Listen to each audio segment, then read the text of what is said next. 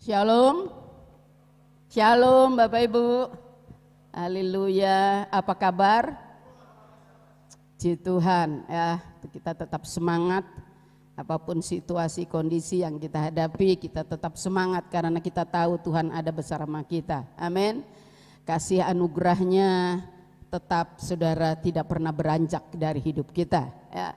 Nah pagi ini kita akan belajar saudara tentang belas kasihan Tuhan. Minggu lalu kita belajar firman Tuhan, pengampunan yang membebaskan.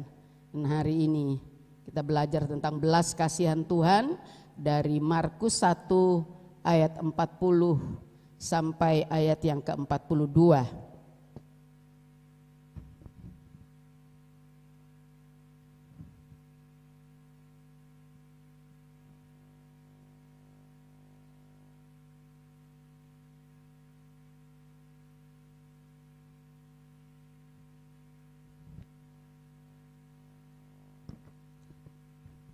Ya, kita baca sama-sama.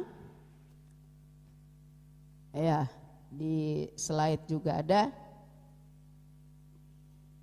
Mari kita baca ya. 2, 3. Seorang yang sakit kusta datang kepada Yesus dan sambil berlutut di hadapannya ia memohon bantuannya. Katanya, kalau engkau mau, engkau dapat mentahirkan aku. Maka tergeraklah hatinya oleh belas kasihan. Lalu ia mengulurkan tangannya, menjamah orang itu dan berkata kepadanya, aku mau, jadilah engkau tahir. Ketika itu juga lenyaplah penyakit kusta orang itu dan ia menjadi tahir. Haleluya. Bapak Ibu yang dikasihi Tuhan, nanti tolong LCD ya, bersama saya ya, nanti tampilkan slide-nya kembali. Bapak Ibu yang dikasihi Tuhan, salah satu alasan mengapa kita ada sampai saat ini ya, kita sehat, kita dapat menghirup udara yang segar ya, melihat keindahan di sekeliling kita, itu adalah karena kasih karunia Tuhan yang berlaku atas hidup kita. Amin saudara. Kita harus memahaminya, kasih karunia Tuhan yang luar biasa itu. Dan karena kasih karunia-Nya lah, atau karena kebaikannya, atau belas kasihannya saudara, kita pun dapat beraktivitas. Kita dapat berkarya, kita dapat bekerja, kita dapat melayani Tuhan. Dan hari ini kita ada di sini untuk memuji, menyembah, mengagungkan Tuhan, bersekutu dengan Tuhan, dan mendedikasikan hidup kita kepada Tuhan. Itu semua karena belas kasihan Tuhan. Patutlah kita mengucap syukur. Amin. Patut kita mengucap syukur saudara. Dan dari ayat-ayat yang kita baca saudara, kita mau belajar tentang kasih karunia yang dianugerahkan, yang diberikan kepada si kusta. Kusta, seorang kusta saudara ya, adalah orang yang dihindari. Orang kusta pada zaman perjanjian lama ya, dan pada bangsa Yahudi itu adalah orang-orang yang dikucilkan. Ya. Nah itu sebabnya kita mau pelajari bagaimana si orang kusta ini saudara menerima belas kasihan Tuhan. Ada 3 hal saudara yang kita mau belajar. Yang pertama adalah belas kasihan yang menggerakkan. Klik, belas kasihan yang menggerakkan. Itu di 41 bagian A. Dikatakan maka tergeraklah hatinya, hati Tuhan saudara oleh belas kasihan. Belas kasihan Tuhan yang menggerakkan. Ada banyak saudara alasan ya orang berbuat sesuatu, ya, orang melakukan sesuatu, orang mengadakan sesuatu, saudara, ya, itu dengan motivasi, ya, motivasi untuk dipuji, motivasi untuk dilihat orang, atau karena gengsi. Orang melakukannya, saudara, dengan motivasi yang berasal dari luar hidupnya. Tetapi kita melihat contoh dari Tuhan Yesus. Tuhan Yesus melakukan sesuatu, menolong seseorang, saudara, itu karena gerakan dari dalam, yaitu belas kasihan Tuhan. Karena belas kasihan, dia tergerak, dia bergerak melakukan sesuatu. Ini bedanya, saudara. Ya. Mari kita perhatikan, mari kita renungkan, saudara. Ya. Bahwa motivasi seseorang dalam melakukan sesuatu, kalau ingin dipuji, kalau karena supaya dilihat orang, karena gengsi bahwa kita juga bisa, bukan hanya dia bisa, kita bisa. Saudara, motivasi itu berasal dari luar hidup seseorang. Artinya bisa dari kekuatan kita, kedagingan kita. Dan sadari itu tidak memberikan dampak apa-apa. Tapi kalau itu berasal dari dalam, dari hati, saudara, ya, yang berbelas kasihan, saya percaya itu akan memberikan dampak yang luar biasa. Seperti kita lihat dari Tuhan Yesus. Yang kedua, saudara, bukan hanya belas kasihan itu menggerakkan, tetapi belas kasihan itu juga menyentuh orang lain.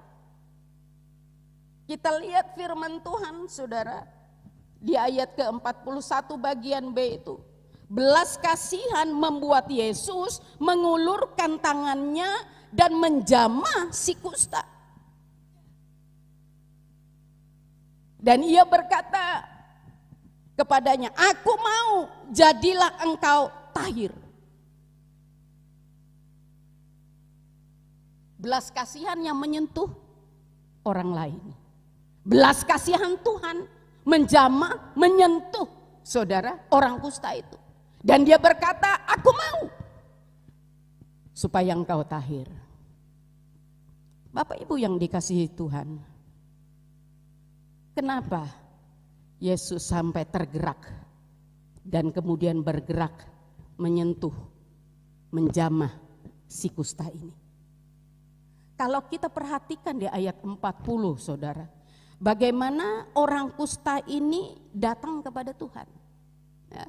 Dikatakan di situ seorang yang sakit kusta datang kepada Yesus dan sambil berlutut di hadapannya ia memohon bantuannya. Katanya, "Kalau engkau mau, engkau dapat mentahirkan aku." Saudara tahu, seperti tadi saya katakan, orang kusta itu adalah orang yang dihindari, saudara. Ya, mereka dikatakan orang yang najis, ya, mereka dikucilkan, mereka tidak boleh ada di dalam kota, mereka harus di luar kota, mereka diasingkan, saudara. Dalam keadaan yang merasa mereka tidak dilakukan adil, saudara, ya. Saya percaya ada kerinduan untuk dia juga mengalami kesembuhan. Karena apa? Karena dia mendengar bahwa ada Yesus yang membuat mujizat, yang menyembuhkan banyak orang. Saudara, di dalam kesendiriannya, di dalam keterpurukannya karena penyakit yang tidak bisa sembuh, ya, yang tidak diperdulikan orang, dikucilkan orang, ada satu kerinduan di hatinya untuk dia bisa sembuh.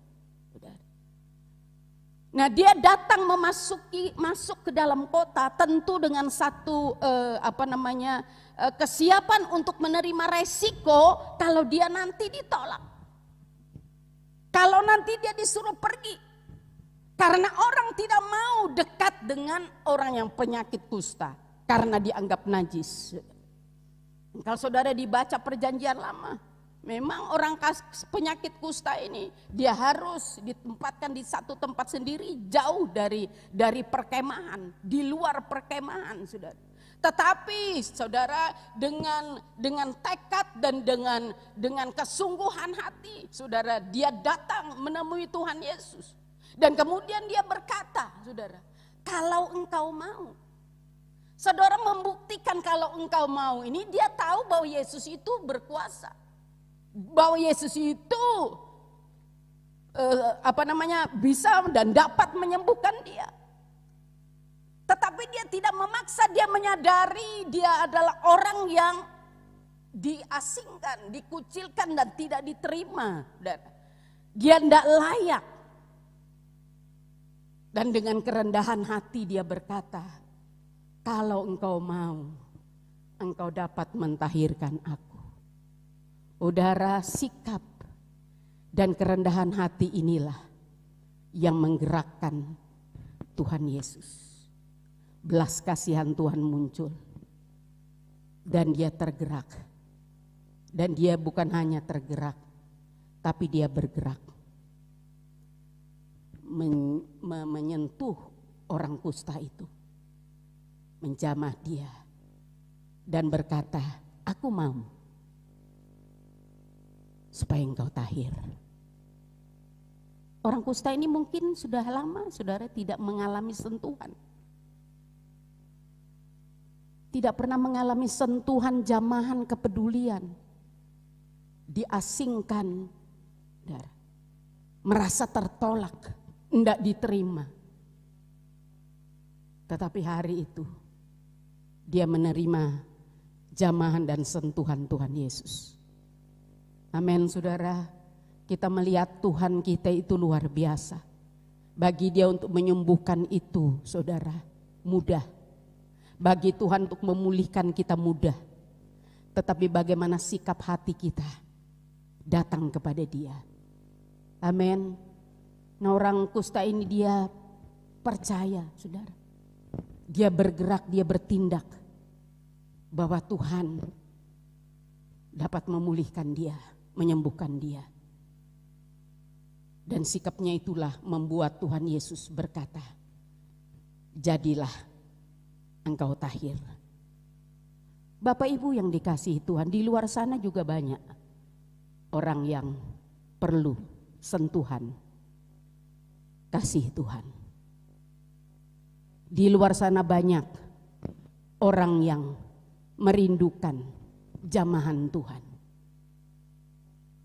Saudara, Tuhan mau kitalah yang menjadi kepanjangan tangan Tuhan untuk mereka. Tetapi memang kita tidak bisa menaruh belas kasihan kepada orang-orang yang ada di luar sebelum kita sendiri mengalami belas kasihan Tuhan. Amin. Seperti kemarin Pak James katakan, kita nggak mungkin mengampuni orang, kita tidak mungkin memberkati orang sebelum kita mengalami kasih Tuhan. Amin. Nah, Bapak Ibu yang dikasihi Tuhan, bagian ketiga, saudara. Dikatakan bagian ketiga, belas kasihan yang mendatangkan kuasa Allah. Di ayat yang ke-42, saudara, dikatakan, seketika itu juga lenyaplah penyakit kusta orang itu dan ia menjadi tahir. Jadi ayat 42 ini mencatat, saudara, bahwa belas kasihan itu bukan hanya menggerakkan, saudara, dan menyentuh si kusta itu. Tetapi belas kasihan itu juga mendatangkan kuasa. Amin. Belas kasihan itu mendatangkan kuasa. Dimulai dari hati yang berbelas kasihan, saudara. Dimulai hati yang berbelas kasihan, kita pun juga dapat menolong orang lain. Itu sebabnya Tuhan ingin, saudara, pelayanan kita jangan hanya untuk menyenangkan orang. Kita berusaha bagaimana caranya supaya pelayanan kita menyenangkan orang. Tetapi Tuhan mau pelayanan kita harus digerakkan oleh belas kasihan yang mendatangkan kuasa. Ini juga yang menjadi perenungan kita, saudara. Jadi bagaimana kita melayani orang itu dari hati kita. Hati yang berbelas kasihan. Bukan karena kita kita orang yang mahir, kita orang ahli menyanyi. Saudara, ahli berkomunikasi.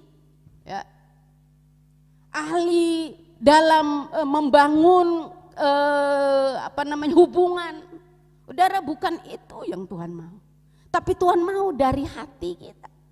Dari hati yang sungguh berbelas kasihan, dari hati yang rindu, dari hati yang ingin orang lain juga menerima belas kasihan Tuhan.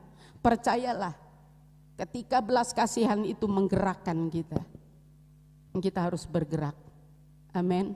Saya menyadari semua kita yang ada di ruangan ini pasti pernah digerakkan oleh belas kasihan Tuhan. Tapi apakah saudara bergerak? Itu masalahnya. Ada beberapa kesaksian anak-anak Tuhan di tempat ini. Pernah digerakkan Tuhan dengan belas kasihan melihat orang lain bagaimana menolong orang ini. Tapi dia tidak bergerak, saudara. Dan karena tidak bergerak membuat penyesalan di dalam kehidupan. Ketika kita digerakkan dan kita tidak bergerak, saudara, percayalah, ada perasaan yang kita merasa salah, kita merasa tertuduh. Oh, kenapa tadi ya saya tidak mendoakan dia ya? Kenapa tadi saya enggak mengatakan kepada dia Tuhan Yesus mengasihi kamu?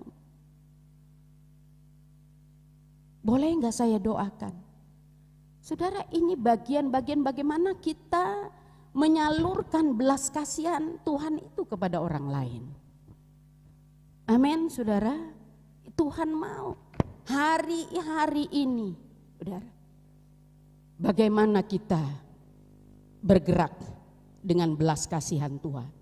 Bapak Ibu yang dikasihi Tuhan, ketahuilah bahwa belas kasihan Tuhan adalah pintu menuju kesembuhan dan pemulihan. Mungkin saudara, kita tidak sakit secara fisik. Secara fisik kita semua sehat. Tapi mungkin saja kita sakit dalam hal ekonomi. Ekonomi kita sakit. Atau hubungan kita dengan orang tua kita sakit. Hubungan suami istri sakit. Banyak hal lagi, saudara. Pelayanan kita mungkin sakit. Kita mulai kendor, kita mulai tawar. Tidak ada jalan lain, saudara, selain kita datang kepada Tuhan Yesus dengan kerendahan hati. Kita butuh Tuhan. Kita harus ngalami belas kasihan Tuhan itu dalam hidup kita. Belas kasihannya yang memulihkan kita, yang menyembuhkan kita. Kenapa orang tidak maju-maju, saudara, rohaninya? Ya karena dia tidak memahami betapa belas kasihan Tuhan itu nyata. Belas kasihan Tuhan, kemurahan Tuhan, anugerah Tuhan, kasih karunia Tuhan tersedia bagi kita. Amin. Dan banyak orang Kristen tidak menyadari itu. Sehingga dia berjalan dengan kekuatannya. Belas kasihan itu tidak dia alami dalam hidupnya karena apa? Ya, dia enggak datang dengan kerendahan hati kepada Tuhan. Mengakui hanya karena belas kasihan-Mu lah Tuhan, aku ada sebagaimana aku ada saat ini. Belas kasihan-Mu lah ya Tuhan, yang dapat memulihkan hidupku, menyembuhkan aku. Amin. Coba buka Roma 9 ayat 15 dan 16.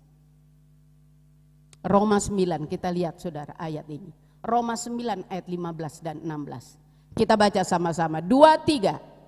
Sebab ia berfirman kepada Musa, aku akan menaruh belas kasihan kepada siapa aku mau menaruh belas kasihan.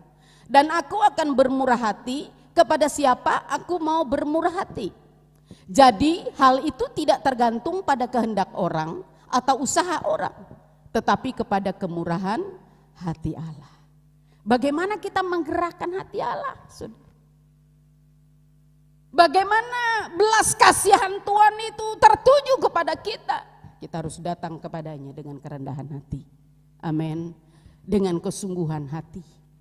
Seperti si kusta. Dengan kesungguhan hati, dengan mengabaikan apa kata orang nanti, penolakan ataupun apa, dia siap menanggung resikonya, saudara. Dengan satu keteguhan hati, dengan kerendahan hati, dia datang kepada Tuhan dan mengakui dia butuh Tuhan. Hanya sesuai dengan perkenanan Tuhan. Itu sebabnya dia katakan, kalau engkau mau. Dia menyadari, saudara, ketidaklayakan dia. Dia menyadari keadaannya. Tapi dia percaya Yesus Maha Kuasa. Yesus penuh belas kasihan. Saya berharap saudara, kita semua mari datang kepada Tuhan. Jangan saudara merasa kuat, kita merasa mampu, oh saya bisa. Enggak ada saudara. Itu semua berasal dari luar hidup kita. Harus sesuatu yang datang dari dalam. Amin. Kalau kita datang merendahkan hati. Saudara, sebagaimana juga Tuhan katakan kepada orang kusta ini saudara. Kalau kita baca di ayat 44 ya. Mulai dari 43 ya, lanjutan dari ayat tadi 43 katakan, segera ia menyuruh orang itu pergi dengan peringatan keras. Ayat 44, ingatlah, jangan engkau memberitahukan apa-apa tentang hal ini kepada siapapun, tetapi pergilah, perlihatkanlah dirimu kepada imam dan persembahkanlah untuk pentahiranmu persembahan yang diperintahkan oleh Musa sebagai bukti bagi mereka. Saudara, ayat-ayat ini saudara mengajarkan kepada kita dapat pelajari bahwa Tuhan mau orang yang sudah disembuhkan itu untuk dia datang kepada imam. Karena memang dalam perjanjian lama yang menyatakan orang ini betul-betul sudah tahir adalah imam. Dan dia harus membawa binatang untuk pentahirannya. Saudara, ada tata cara untuk menyatakan benar-benar dia tahir. Nah, ada hal-hal dalam hidupnya yang harus dia bereskan untuk benar-benar membuktikan dia sudah tahir, dia sudah sembuh. Bukan hanya tubuh yang sembuh, jiwanya, rohnya juga sembuh. Amin. Tuhan mau saudara orang kusta ini berbuat demikian. Tuhan tidak mau dia langsung keluar dan memberitakan kepada orang-orang bahwa dia sembuh. Ya, sembuh tubuhnya, tapi jiwa dan rohnya apakah sudah sembuh? Makanya Tuhan katakan, kamu pergi kepada imam. Perlihatkan dirimu kepada imam dan persembahkanlah untuk pentahiranmu persembahan yang diperintahkan oleh Musa sebagai bukti bagi mereka.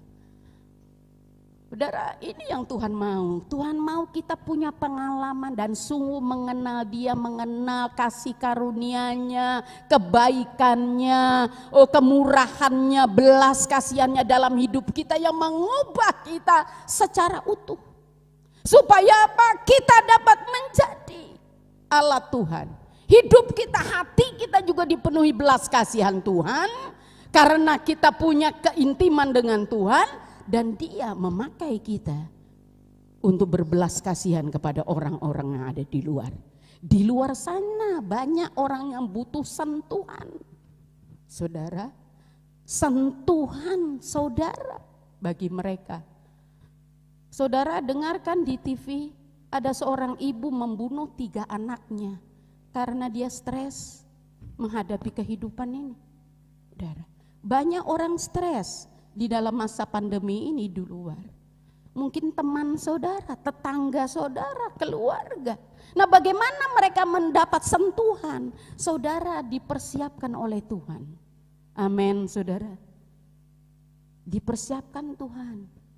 Bukti bahwa engkau memang sudah dipulihkan, dibaharui, diisi dengan segala kasih anugerah kuasa Tuhan.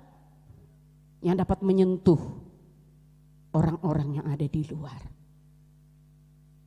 Tuhan tidak mau kita nganggur, saudara. Hidup bagi diri kita sendiri, karena kita ini milik Tuhan. Amin.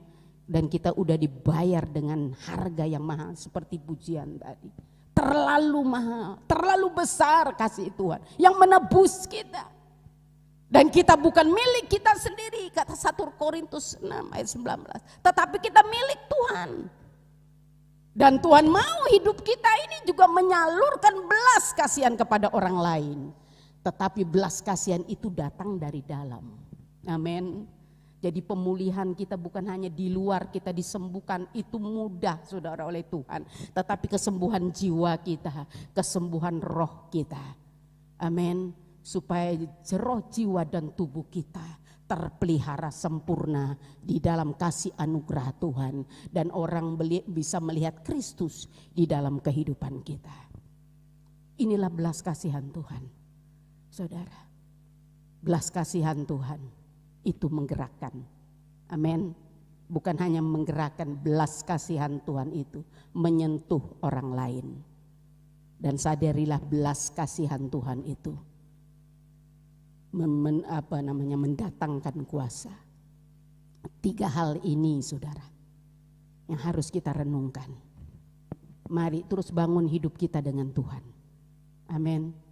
Mari terus saudara bangun keintiman dengan Tuhan. Supaya apa? Saudara juga memiliki hati seperti Tuhan Yesus. Hati yang berbelas kasihan. Amin. Karena ini waktunya. Saya percaya Tuhan akan memakai kita. Miliki kerinduan, miliki kerendahan hati seperti si kusta ini. Karena bagi Tuhan tidak ada yang mustahil. Dalam nama Tuhan Yesus, Tuhan pakai kalian semua bagi kemuliaan-Nya. Mari tepuk tangan yang kuat bagi Tuhan Yesus. Haleluya. Mari bangkit berdiri Bapak Ibu. Haleluya.